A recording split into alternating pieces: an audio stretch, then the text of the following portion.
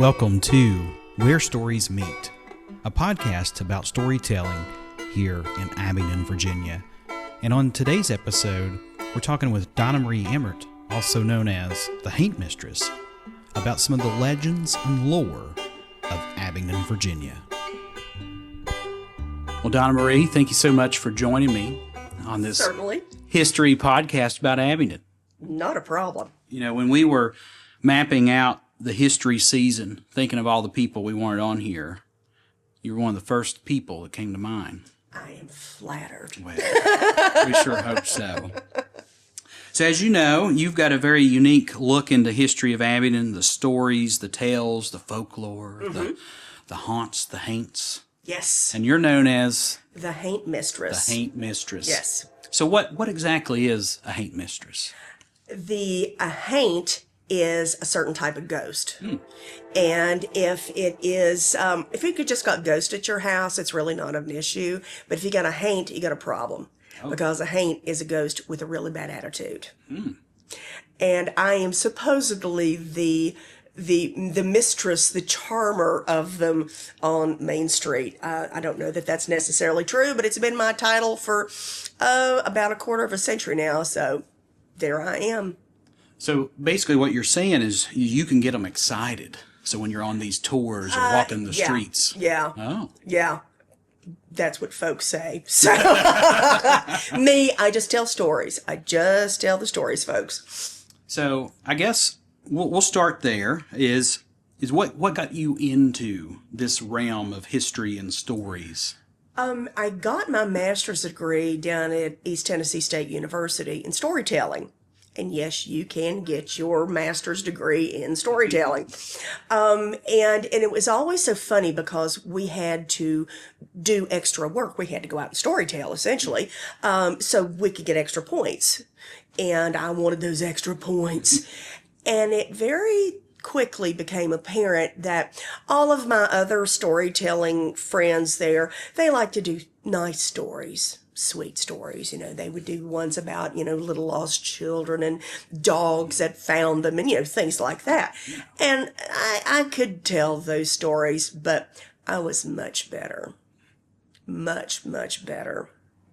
at telling the darker stories. I liked those a lot.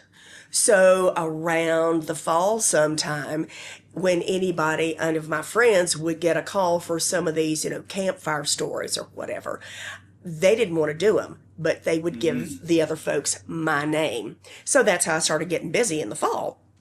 And that was great. Now, so far as actually telling the stories here in town, there's a gentleman who lives here. His name's Rick Humphrey. And Rick came up to me and he had this little set of note cards. And he said, Donnamarie, he said, my daughter and I did this tour last year for the Historical Society. And he said it was just a little thing I'd put together, tell some of the stories and the weird little laws that Abingdon had at one time, and threw in a few ghost stories and things. And he said, did it for free. And he said, I was amazed at how many people showed up. And he said, we're not going to do this again. And he said, and he handed me this set of cards. He said, do you think you can do something with this? Here I am, 27 years later, the Haint Mistress of Abingdon. So I guess the answer is, heck yeah, I can do something with those note cards. And it had expanded. It just went on from there because it was just a little set of cards with some dates on it and the different houses that they talked about. And I decided that I needed to do legwork. I needed to do some research. And when I originally started on this, of course, I started reading on Abingdon history. I grew up here, and I thought Abingdon was the most boring town on God's green earth. And then I realized, oh, this is pretty cool. I didn't know that. Ooh, that's fun. So I started adding that. And then I started going to the different houses, the different buildings that, he had told me about. And originally, I just kind of stick my head through the front door and say, hey, how you doing? Y'all got any ghosts? And, for businesses, they didn't mind. Now, some people who actually lived in the houses got a little bit, but they knew me. And everybody would always say, now, Donnamarie, we don't believe in ghosts. but. And then they would tell me the juicy bits about the house. And the tour grew and grew and grew. And once I started leading this tour, excuse me, there would almost always be a little group of people afterwards, and they would want to tell me their stories. Because back when I started this, you didn't talk about ghosts, because if you did, you were crazy. But I was safe ground. So they would stand and tell me their stories, and a lot of them were about Main Street. So I was like, thank you very much. I'll be adding this to the tour. And at one time, my tour was almost 3 hours long. Wow. It's not that long anymore. So, but, mainly thanks to the citizens of Abingdon, my tour is what it is today. Well, that's excellent. Yeah, Now, thank you. thinking about your tour, if somebody were to take your tour multiple times, would they experience multiple different elements? Do you kind of change it up as far as places you stop? I change it up sometimes. Excuse me. So much of what I do now, I have condensed my tour to Courthouse Hill. Okay. And that's pretty much where I stay. Now, if somebody has been on the tour before and they'll say, oh, don't you tell a story about fill in the blank, I will go ahead and oblige because they want to hear that story again. And sometimes I throw in facts that I just think somebody needs to know or I'd not told before. And folks are like, you never said that one before. I was like, that means you've been on the tour before. Thanks a lot. So it's, for me, pretty much the same tour, but it's not. So. Yeah, and I've been on your tour at least 3 times throughout the years. Okay. Maybe more. Okay. I lose track of things, but it's always fun, and it's really neat because you're getting to experience Abingdon in a different way. I walk up and down the streets quite a bit with work, Right. Going to different businesses, going to town hall, wherever, and there's just a different aura about the town at night, especially when you're getting to feel these stories. It's almost like, for me at least, it feels like I'm getting sucked back into the time, and I can, in my head, visualize all these people and the things happening that you talk about. When night falls. Yeah, there's just something about it. Yep. Yeah, it's really funny. That's one of the things I do love about my tours when I do have locals come on it, and they will say, I never knew that about Abingdon. That to me is one of the best compliments in the world. Yeah. They don't, like I was at one time, they don't know their own town's history. And when they leave my tour, they know a little bit more, and they're interested in it. I don't claim to really be a historian. Now, I try to get my history right, don't get me wrong, but I am a storyteller. That's my primary thing, and God knows I've made mistakes over the years, but then once I learn, once I figure it out, I will go and change it. Yeah. Because I do want to get it right.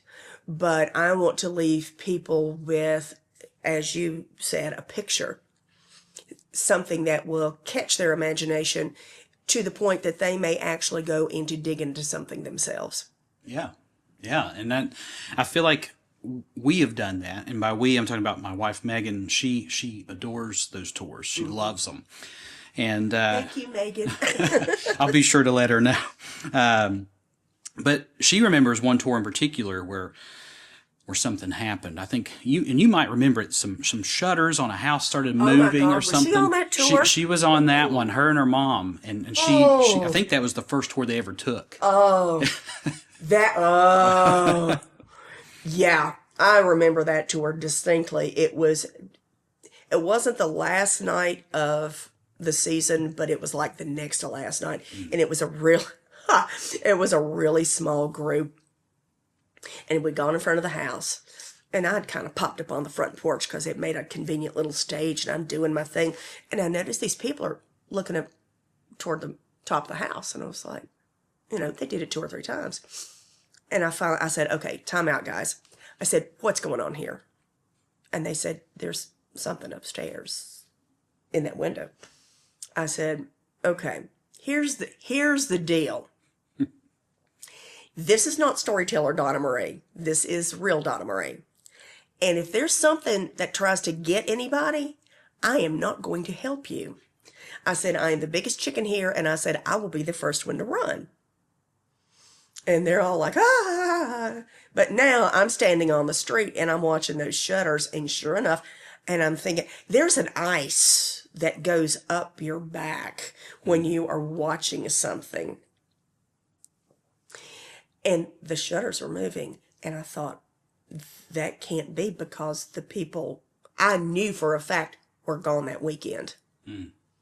Now, I knew they'd played, little hoaxes before, but they were gone that weekend. Wow. And I'm watching this shutter.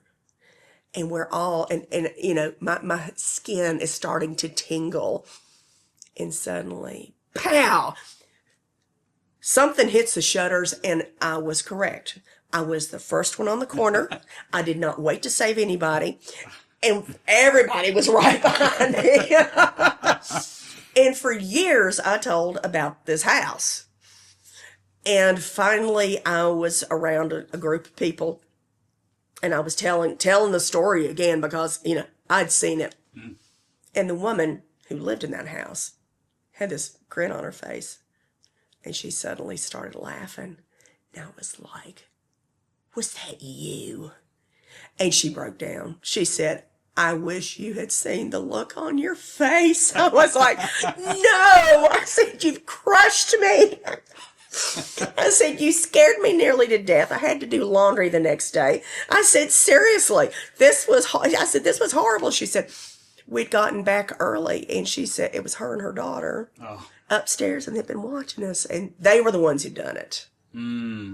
But it was a good story for years. I bet. Yeah. I bet. And I bet the group was terrified. It was, and I was leader of the pack. No problem. That's fantastic. Well, I guess on that same note, so when we take a lot of these tours, we like to do them all over the place. Right. So Williamsburg, Wilmington, we've done them in Stanton, I believe, all over. Have you ever had anybody take a photo on a tour and capture something that you just can't explain? Yeah. Lots. To me, I'm a doubting Thomas. Now, I know that there's things in those houses. Yeah. I do know that. But when it comes to the photography, I'm not going to say yay or nay. I know there was one photograph that floated around for, in fact, it probably still is, of the tavern tart in the window at the tavern. And everybody, I've got a copy. Several people sent me this picture. And I'm looking in that window, and I would bet money that it was one of the servers who works there. But it's a good picture. Yeah. And they're convinced it's their ghost, and who am I to say otherwise? Yeah. I think that's always fun. We were in Covington, Georgia, and took a tour. Okay. They've got the clock tower courthouse down there. Oh, okay. And Megan swears that she caught a ghost in there. Now, me being a photographer, I always have to come up with some kind of scientific reason. Oh, no, that's light. There's some I can't explain. Yeah, there's not. So I don't try. But now, I guess when we're thinking about that in that story, is there a favorite legend or lore about Abingdon in particular for you? The ghost horse of Barter Green. Yeah, that one's my favorite. Legend has it that the middle of December 1864, there was a Union troop movement that came through town, set the town on fire. Not as badly as it had other towns, but, we got it. But then they left. About midnight, one Union soldier rode back into town in front of the courthouse, and he set it on fire. And then he set Courthouse Hill on fire for about a block. And people got a good look at him. They recognized him. He was from Abingdon. Oh. His name was James Wyatt. And what stopped James Wyatt was the group of Confederate soldiers on the next hill over, and they chased him down Main Street. And as he reined his horse up Church Street, ironically enough, he was basically shot out of the saddle. Well, he died the next morning, a very painful, slow death. But it is said that it's his horse that still runs that hillside at Barter in front of the Martha Washington. Wow. Folks have said they've been sitting on the front porch of the Martha Washington in broad daylight, and a horse comes out of nowhere, dashes the drive in front of them, disappears.